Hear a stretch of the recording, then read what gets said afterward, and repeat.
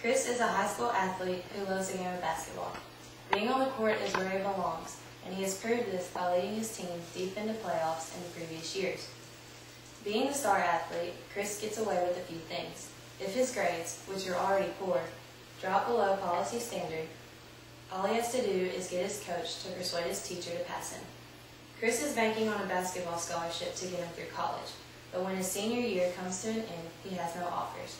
Colleges would love to have his talent on their team, but his grades just aren't good enough. Had Chris actually been forced to abide by the no pass, no play policy, he would have the grades to attain that scholarship he desired. Chris and other student athletes, myself included, deal with this controversial policy every day.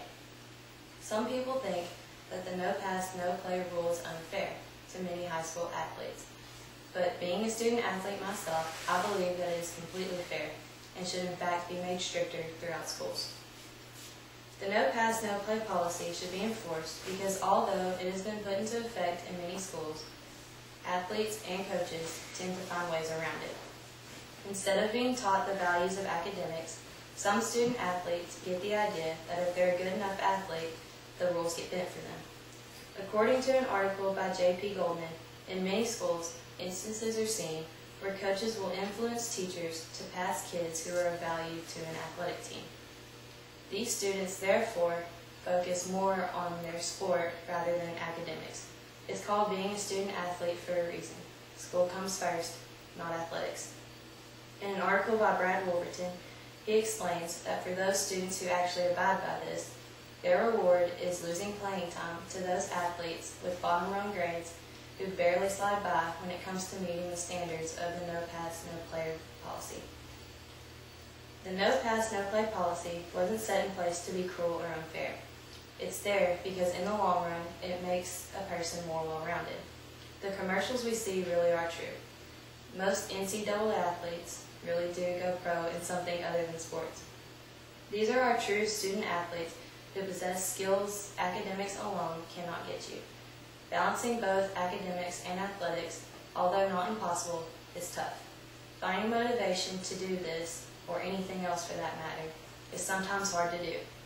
Everyone needs a little push, and that's exactly what the standards of the no pass, no play policy do. They push student athletes to balance their priorities, which will help them succeed in other areas besides athletics.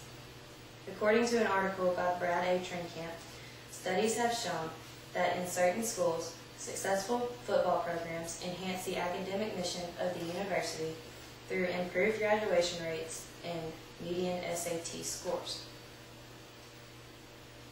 The policy will not only ensure sports-minded individuals, but also well-educated ones. Enforcing the no pass, no play policy will help to prepare incoming freshman collegiate athletes for college standards.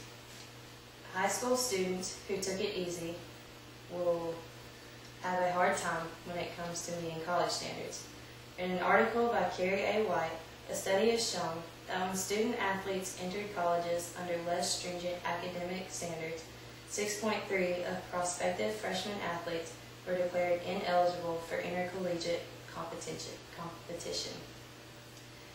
Becoming stricter on the no pass, no play policy would help to drop this number significantly. Unlike some teachers in high school, college professors are not so lenient when it comes to schoolwork. Student athletes have to travel a lot, and professors usually don't take sympathy on them. In her article, White also explains that college athletes are in fact required to take more academic courses and achieve higher grade point averages. Anyone can argue how unnecessary the no pass, no play policy is, but the positive effects of it should outweigh the negative. Therefore, it should not only remain in schools, but should be made stricter.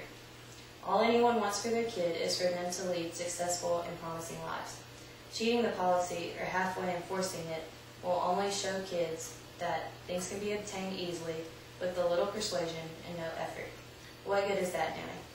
Pushing for a stricter no pass, no play policy will not only ensure future successful athletes, but also future successful contributing members of society. How long is that?